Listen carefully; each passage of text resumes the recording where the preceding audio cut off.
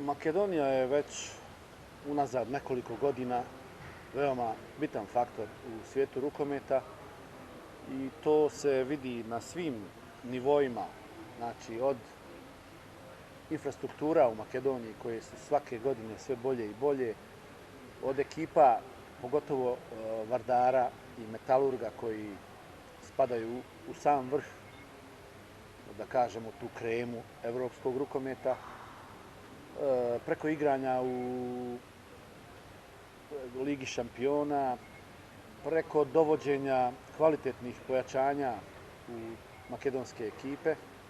Tako da Makedonija zavređuje svaki respekt i ona se ovdje potvrdila.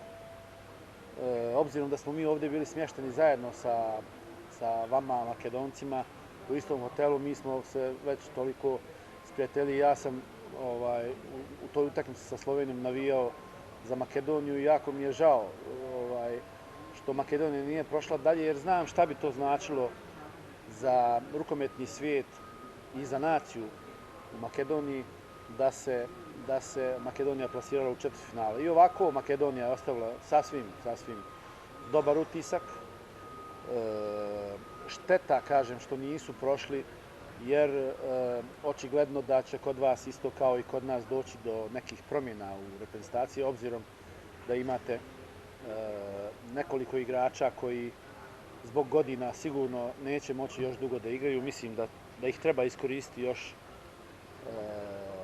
za ovo evropsko prvenstvo, za kvalifikacije i da kada se plasirate da to odigraju i treba razmišljati o podmlađivanju. Tako da Makedonija je ovdje nije prošla nezapaženo, naprotiv,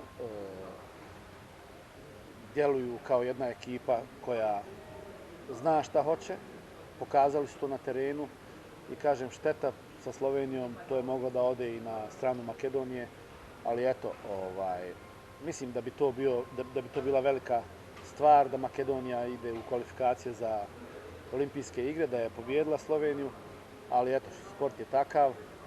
Dakle, sasvim jedna dobra ocjena o reprezentaciji Makedonije.